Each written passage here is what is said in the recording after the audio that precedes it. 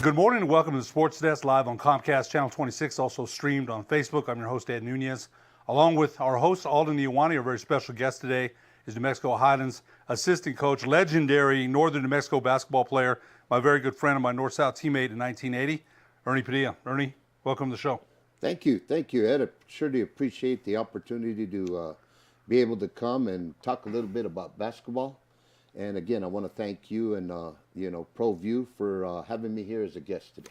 Well, Ernie, like we said, you and I go back many years. That North-South game in 1980, and people wouldn't believe it. And we're going to have a picture here that our North-South teammate Richard Rogers sent to me yesterday. That the South beat us 120 to 113 without three-point shots. Do you have any recollections of that game? Now, when I talked to Ron Beach, our North-South teammate, he remembers just about every play. Do you have any recollections of that game at all? Yes, I do. As a matter of fact, it was a very competitive game. I remember the fact that, we were playing against the South, and our North team, we were probably the underdogs, and I believe we gave them a very competitive game and, battled them till almost the end of the game. And then a young man by the name of Bubba Jennings just took over the game. He did. 29 points for Bubba, 28 for Wallace Williams. Very competitive game, as you mentioned. And, the other stars besides yourself, Ron Beach played in that game, Bubba Jennings, Wallace Williams, Jay Willman from Hobbs, J.C. Beatty playing for the North. Just a lot of fun. Mike Higgins, the former St. Pius star. So just a lot of fun. And, Coach, that was at a time when the North-South game still drew 10,000, 12,000 at the pit. Yes. As a matter of fact, there was a nice crowd in there that day. It was fun to play in, and then again, like I said, it was we had a very good team. We were like big underdogs, but I think we kept it very competitive, and we hung in. Some of the memories I have, I'll tell you, you're an intense player, man. And all during the North-South week, and this is not a knock on you. This is the way you play. You let people know. Ernie Rodriguez, your former. He played with us too. The former head coach at several different places up north. You coached up north, but you would let people know if you didn't think they were performing to what you thought. That was you. You ruffled a few feathers during that week, but that's the way you've always been. You're intense. We're going to talk about your Santa Fe career here in a little bit, but that's the way you were. You've always been like that. Yes.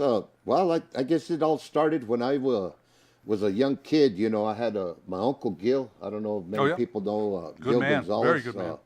My uncle used to always go pick us up. He was the brother of my mother, and he used to always pick us up and bring us here to the state tournament, take us to many, games. We'd come and watch the Lobos. We'd come and watch the state high school basketball tournament. He used to take us to go watch St. Mike's, Santa Fe High, and ever since I was a little kid, I just had this thing in me that I wanted to be a part of, 1978, you're a part of that Santa Fe team that beats Albuquerque High in the pit.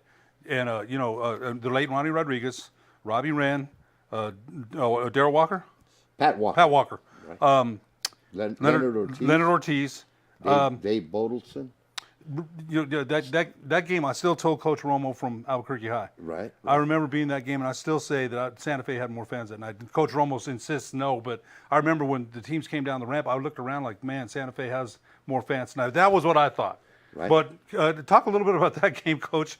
You played a lot. You had a lot to do with that victory, and talk a little bit about that game. Basically, I was a sophomore at the time, and I was.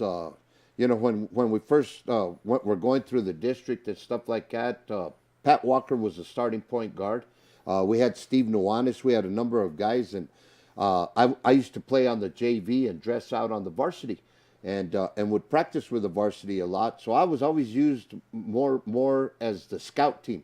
I remember when we were going to the state tournament, we were going to play Clovis in the first round, and Coach Letty Roybal tells me, "You're going to beat Bubba Jennings." And so, for the scouting report and stuff like that, Steve Nunez was Nelson France, and then we had other guys that were, that imitated other players and ran their offenses and stuff like that. But that was the first time I had ever heard about Bubba Jennings, and Lenny told me, you better shoot a lot like him, and you better put the ball in the basket like him. And he told Steve, you better shoot like Nelson France. And because we need to be prepared for this game. And I think that was one of the best games of the whole tournament. Was that first game against Clovis? We beat them by 1 point. You know what I mean? To advance. Many people didn't pick us to compete in that tournament. They were talking about Hobbs, Albuquerque High, Clovis, and I think we surprised a lot of people. And then again, when we played in the state championship against Albuquerque High, I'm going to, tell you a little story. What happened, we're getting ready to play Albuquerque High, and I'm coming in, we're going into the locker room, and I come with a green shirt.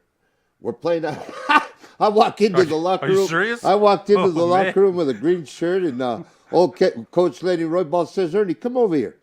And he says, what? You playing for the Albuquerque High Bulldogs tonight? And I said, no, I'm not playing for the Bulldogs. I play for the Demons. And he grabbed that shirt and took it off my back and told me, don't you ever wear green again.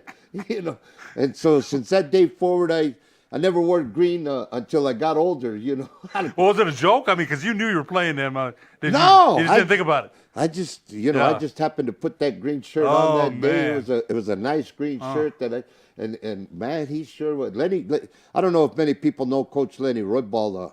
In my book, he is the man that made me, the player that I was at that time and stuff like that. Because it all started when I was in the 8th grade with Lenny Roybal.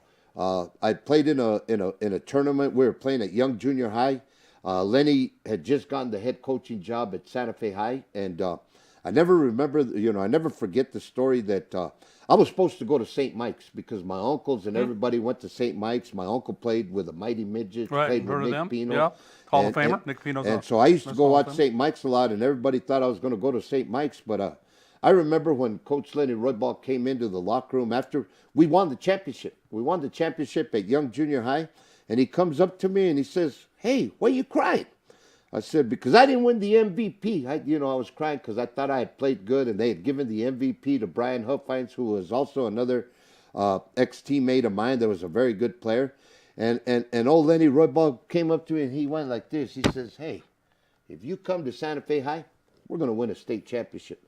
So I remember going home that night and going to my dad, because my mom was from Loretto. She had gone to Loretto, which was also a horseman. And I told my dad, I said, Dad, I want to go play for Lenny Roybal. And he says, son, if you want to go play for Lenny Roybal, you can go play for Lenny Roybal. And that's how it all started with Lenny Roybal. So from the get-go, when I got into the 9th grade, I remember Coach Lenny Roybal having tryouts and stuff like that, and there was a freshman and everybody and all that kind of everybody was trying out, and he says, Ernie, come here, you go over there.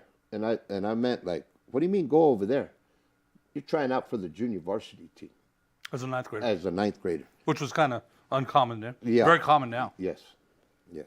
So, I mean, stories about Lenny Roybal, I'll tell you what, that man taught me the making of a champion, and to this day, I consider Lenny Roybal as my second father. I still respect him and love him to death, because he sure did take all the potential out of me and help me to become a better basketball player. I think, and plus you coached later. You coached in McCurdy. You coached at Espanola. Yeah, you coached in the pros. I think you coached in Mexico. In Mexico. Now you're the assistant in the Mexico Highlands. And you're coaching with a great guy, Coach Mike Dominguez, who I think the world of. You guys are trying to build a solid program there. But I think, when you said this during North-South Week, because I think we all talked about our coaches. And Coach Roybal was a New Mexico Sports Hall of Fame finalist. I saw the finalists, and he was nominated. And I think he'll get in there, eventually. There's a lot of nominees. But you mentioned him. We're going to talk a little later about, in the second segment, about your College of Santa Fe team, which, man, you talk to me about it all the time. We talk quite a bit. That was a loaded squad, man, and he's the coach. And some of his methods are unconventional sometimes, man. They are. You mentioned that to me. But he knew how to push certain buttons in you and your Santa Fe teammates and your College of Santa Fe teammates to get that out. Because, there's certain buttons, and Coach, you know this better than anyone, certain buttons you cannot push today. It's different today. It's different. But back in the day when Coach Roybal would tell you something, he'd anger you and bring that pride out in you, and you perform. Very true. I mean, I could tell you some stories about Lenny Roybal things that were accepted back then that today, if as a coach, if some of the methods that Coach Roybal used, I think many people would be offended. A lot of these young men, I think, would just like break. I mean, you had to be pretty solid, you know what I mean? And you just mentioned Coach Mike Dominguez. I want to bring up Coach Mike Dominguez also. Mikey was another gentleman that I really respect. I really appreciate the opportunity of him letting me be a part of the New Mexico Highlands program. I'll tell you what, Mikey's got this professionalism in him. Mikey's got this knowledge in him, as well as Andrew Davison, who's his associate head coach. I mean, it's been a great pleasure to work with these two young men these last 2 years. I mean, they taught me a lot about the game. And I'd just like to share a story about Mikey Dominguez. I've known Mikey Dominguez since he was very small, very little, 5 years old, 6 years old. I used to play softball with his father. We used to play in a bunch of tournaments. And Mikey was always walking around, carrying a basketball under his arm. Had those parachute shorts, as you know, back then. Remember those? Yeah, I had the shorts way back then.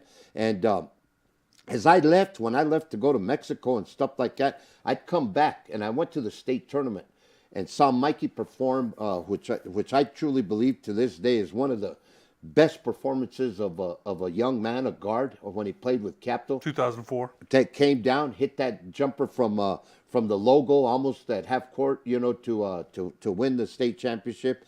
The following year played against the same team and they lost. But I'll tell you what. Speaking thoroughly about Mikey Dominguez, I want to make this clear. He's a young man with with unlimited potential. He prepares the team. Proper preparation prevents poor performance. Mikey's got those 5 P's in his DNA. Him and Andrew work so hard preparing our teams to compete with everybody. We're in every single game. Don't matter what talent or what players we got and stuff like that. But I'll tell you what, that young man, Mikey Dominguez, is going to go a long way if he lets himself go. A lot of respect for Coach Dominguez. I'm the voice out there at Western New Mexico, and I think I told you this, and the RMAC is a heck of a league. It's a tough league to play in. The Lone Star Conference, where Western New Mexico plays, is very tough, very tough. So you and I have been around the game a long time, and I'm glad you're there as an assistant coach in Mexico Highlands to add your expertise. You know a lot about the game, man. You've been around the game in a lot of different areas, and you've worked with a lot of different coaches. So now with Coach Dominguez, you're learning some things from him, and he's learning from you too. I can guarantee you that. Coach, we're going to take a break, and after we come back, we'll talk more about your experiences with the College of Santa Fe and what we might expect from New Mexico Highlands next season after these messages on the Sports Desk. All right, that's it. You nervous?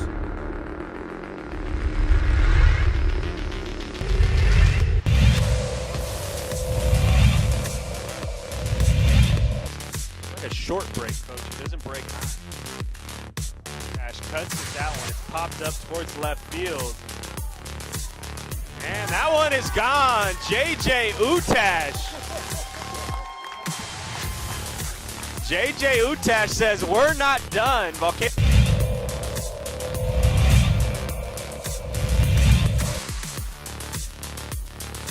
Schrader's definitely got the pitcher's attention at second.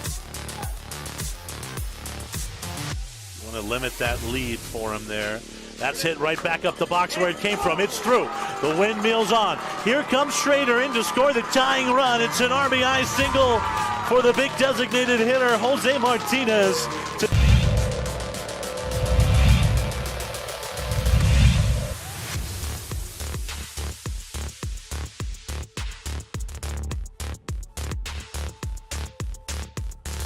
There goes Madrid in lane 4.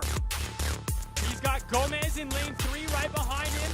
And check out lane 8. Here goes Jaron Johnson from Dulce. Down goes Madrid on the final hurdle.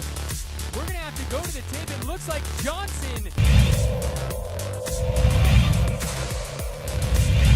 Here comes a 3-2 pitch from Tatum Widener. Got him! Strikeout number 8 of the day for Widener, and it ends the home half of the 6th. It's 8-3. Eagle.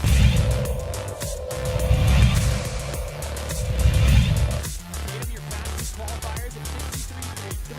Final exchange. It's going to come down to the final leg. It's Tatum in lane 3. Keep an eye on lane 7 and Loving pulling ahead.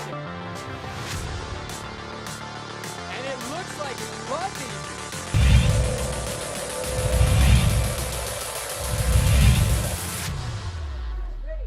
Line shot. Dives. Can't make the play. In comes Camphis to score the go-ahead run. It's a 2-run double for the hottest Eagle bat in the lineup, Hoffman.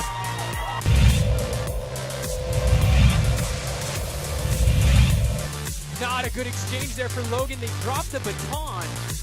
That's your favorite there. Now, let's watch Oak Grove in lane 4. Them and Legacy running side by side, lanes 4 and 5. Legacy in lane 5, Oak Grove in lane 4.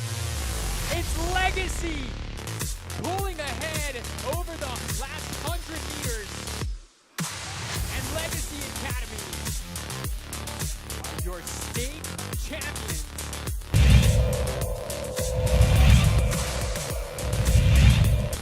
Isaac Martinez at the plate, .356 batting average for Los Lunas. Rips that one towards the second baseman. Catch is made. The throw to first base. They get J.J. Utash, so it's a double play for Volcano Vista.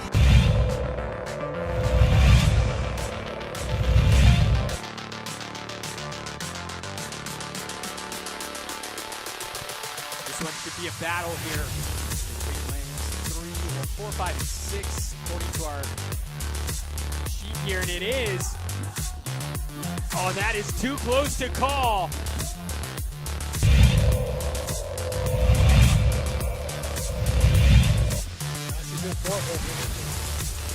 Ooh, nice cut for Massey.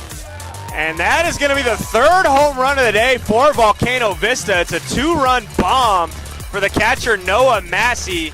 And that makes the score 10-0 here in the bottom of the 4th.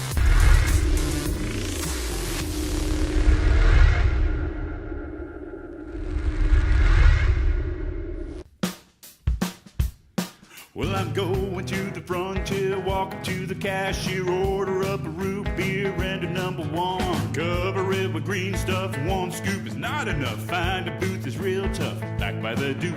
Meet my family, meet my friends in the quirkiest restaurant I have ever been. All of Albuquerque's favorite spot, it's the Frontier Restaurant. The Frontier Restaurant is a proud supporter of ProView Networks. Welcome back to the Sports Desk, live on Comcast Channel 26, also streamed on Facebook. I'm your host, Ed Nunez. Our very special guest today, New Mexico Highlands men's assistant basketball coach, Ernie Padilla, along with Alden Iwana. He's going to throw up a picture, and an old one at that, from our 1980 North-South All-Star game. And like I said, there it is. There it is. I'm in the back row. You're in the front row. There's J.J. Martinez. J.J. died. J.J. passed away. Okay. The late J.J. Martinez. There's Ron Beach, Ernie Padilla, Ernie Rodriguez, right to left, Tom Ward, Anderson Deal, Mike Lucero, Ron Paquette, left to right in the back, Richard Rogers, J.C. Beatty, Mike Higgins, me, Coach Ken Kleppel on the far left, and his brother, Keenan Kleppel. Yes. Old school picture, man. Oh, man. And, you know, as a matter of fact, the other day, my uncle was telling me, Ernie, do you remember who was your coach at the North-South? And Coach Kleppel, now that you just, Ken Kleppel, he coached at Sandia High School. Am I correct? He did. He was coaching at Sandia High School at the time, and you know, it was he was a very nice man. I remember him when we were staying at the UNM dormitories. Mm-hmm. You know, we stayed there for a week, and Jay Woolman. I don't know if you remember Jay Woolman from Hobbs, and Jay and I and a couple other guys, we'd sneak out through the windows at night. Yeah, I remember that. I was just, it's funny because I was just telling Alden and the producers here that, Coach Kleppel is, I'm rooming with Mike Higgins, so he's making sure we're there. And I look out the window one night, and I see you and Jay coming back at 2 a.m, man. And I'm like, how did these... Well, yeah, you know what? That was funny because I remember Coach Kleppel in the morning. He came up to me. We were at practice. He says, Ernie, I need to talk to you. He says, where were you last night? I said, I was in my room. He says, no, you weren't. Don't lie to me. Because I went and knocked on the door, and Ernie Rodriguez was in the room, and you weren't there. And I said, oh, okay. I remember saying, oh, okay. I said, maybe I went, I got hungry. I think I went to Taco Bell across the street or something. He says, no, you didn't, because you didn't come back till real late. I said, oh, okay. You never told me the story. Yeah, but he did. You still started. Yeah. You still started. Yeah, he didn't. He wasn't too mad. No, he wasn't too mad. You know, he just brushed it off, just kept quiet. Oh, that was so funny because he was up. He was like clockwork on those knocks. I still remember. You know, you guys in there. So me and Higgins were always there. And like I said, I looked out. I'm like, man, what the heck is Ernie doing with Jay Willman, man? But that was funny. To me, that was funny. I mean, it's, you know, we're kids. We do kids stuff, man, right? You know? So, Coach, I want to go back to your College of Santa Fe days. Okay. You know, when you mentioned Coach Roy Ball, and, we're going to talk about the New Mexico Highlands. You guys have signed some unbelievable players for next season. Correct. But your College of Santa Fe, and gosh, that team that you had, you tell us, you went to the Nationals, man. You know, you coached Lenny Roy Ball. Right. You tell us about some of the players on that team because that was one heck of a good team. Well, it all started. I played at New Mexico State for a year. That's right, first. I played for a year over there, and it didn't go too well. So Lenny had asked me to transfer to the College of Santa Fe. Back then, it was a little different than it is today. He had asked me to go watch the college play at Western New Mexico. Okay. So when I went to Western New Mexico, I was watching the game, and Lenny looked at me, and he had a young man by the name of Daryl Knight with him, Mike McCombs, Stevie Rogers. From here, Albuquerque High. Albuquerque one of the High, greatest Bulldogs ever. Kirk Richards, SWAT SWAT. Richards. We used to call him SWAT. We had Greg Metzel that played with me at New Mexico State, had transferred at the semester to the College of Santa Fe. And how tall is Metzel? Metzel was 6'11". And SWAT was 6'10". Rogers, Mike McCombs was 6'8". You know, Mike was a transfer. Stevie 6'7". Hey, Daryl Knight, Mike McCombs, Kirk Richards, Stevie Rogers, myself, Greg Metzel. We were all D1 transfers. So we had all played Division I before we all transferred to the College of Santa Fe, and so all these guys are with Coach Roy Ball at Western New Mexico playing, and he had asked me to go over there. So when I went over there, I walked in, and Lenny says, "Hey," he tells all these guys, "I'm going to introduce you to the starting point guard that's going to be playing with you guys next year." And I looked at him like, "Hey, Coach, what?" Like surprised. And he says, "Ernie, I want you to meet all your teammates. And you know what? We're going to have a good team, and we're going to go to the national tournament." At the time, you didn't really think about it. But anyway, as we got to the College of Santa Fe, we also had Ben Gomez. The Capital head coach. Heck of a ball player. Hey, yes. a shooter. Yes. He'd shoot the lights out. Before that, my sophomore year, before my junior year, we had Bobby Sweet, we had Ronnie Rodriguez. The late Ronnie Rodriguez. Yes, and a heck of a ball player. Anyway, look at that. Who's who, right? Yeah. Who's who. So my sophomore year, we all became eligible at the semester. So we made it to the championship. We played against Western New Mexico in the championship of the Rocky Mountain Athletic Conference champion. Well, they four-cornered us. They beat us. They went to the Nationals. Our junior year, my junior year, and Daryl's and all of us, Stevie Rogers' senior year and stuff like that. We started out the year 2-6. Played, weren't playing that good.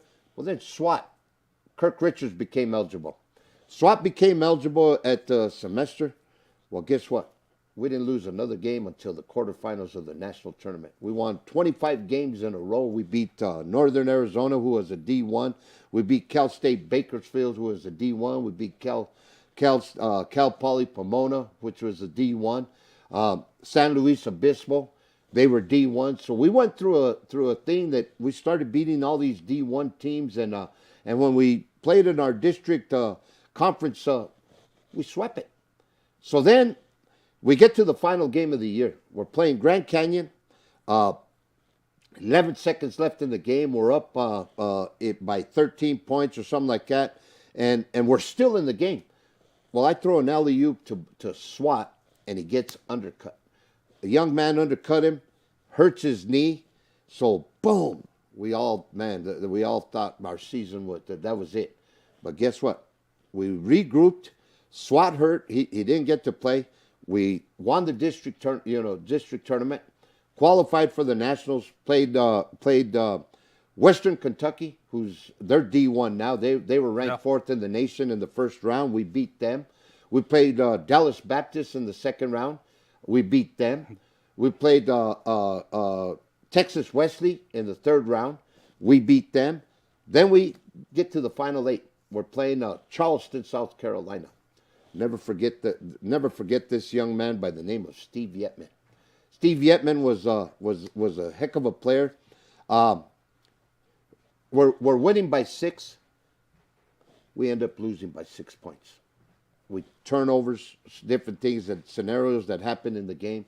That's what happened. So all said and done, it was one of the greatest times of my life, which I try to tell the kids nowadays. Enjoy your college opportunity. Enjoy playing basketball, because it's going to be one of the best times and the best memories that you'll ever have in your lifetime. Yeah, no doubt about it. And some of the players you mentioned, I told you I played pickup with SWAT one time at Wilson with a bunch of ex-Lobos. And it was a great nickname for him because everything around the rim, man, SWAT. He's one of the best shot blockers I ever played with. And that was just a brief time. We got about a couple minutes left, and we just have too much to go through. But briefly, you did play in Mexico. Had a tryout with the Clippers. Well, yeah, I played in Mexico. I played with the national the National Mexican Olympic team in 1986. I tried out in the pros. I got to try out with the LA Clippers. I played in the Summer Pro League with the Milwaukee Bucks. And the last tryout, the third, was the Atlanta Hawks. That was, the end of my playing day career. You know what? That's still, for a lot of people that don't know. I mean, you did have that opportunity, Coach. You mentioned Coach Dominguez. You're there at New Mexico Highlands. It was your second year last year. Second year. Okay, your third year coming into now. This is my third year. We talked about United Wilson signing from Oregon Mountain. There's some other players too. Tell us what we might expect, and you talked to Coach Dominguez before the show. Tell us what we might expect to see with New Mexico Highlands Cowboys men's basketball next season. Well, Mikey's doing a great and wonderful job in recruiting. We don't really talk on the phone much. We do a lot of texting nowadays. The times have changed. A lot of texting. So I know we signed a kid from Detroit, Michigan. We've signed a couple other kids. You mentioned the kid from Oregon Mountain. He's got a kid today, a 6'5" kid from I believe New York City. So what you can expect with New Mexico Highlands is it's going to be a lot of fun. It's putting a lot of young men together. We got T.J. Sanchez coming back. We've got we got Nate. We got Derek Chavez from here in Albuquerque. We've got we just got some wonderful kids. We got Tyree from that transferred from Colorado. Put it this way, it's going to be fun to watch. Come and watch us play. It's going to be a lot of excitement, and last and foremost, we are going to make the playoffs this year. Okay. I don't know what Coach Dominguez might say when he's watching, but hey, I think it's a different challenge now with transfer portals, both in the Lone Star, in Western, Mountain West, all around the country. People are, taking their chances, maybe staying, not staying. So it's a challenge to put together rosters, period. Coach Mark Bunker has the same issues at Western New Mexico. So I wish you and the Cowboys the best of luck this season. Go ahead. One other guy I'd like to mention is Jaquan. Jaquan Hill from Volcano Vista? From Volcano Vista. This young man, red-shirted last year, has been working his tail off. Going to see a lot of good things out of that young man this year also. Ernie Padilla, New Mexico Highlands men's assistant basketball coach, Northern New Mexico basketball legend. Thanks so much for being our guest. Thank you very kindly. I appreciate the opportunity. And everyone have a great and wonderful day. For producer Alden Iwani, I'm Ed Nunez. We'll see you next week on the Sports Desk.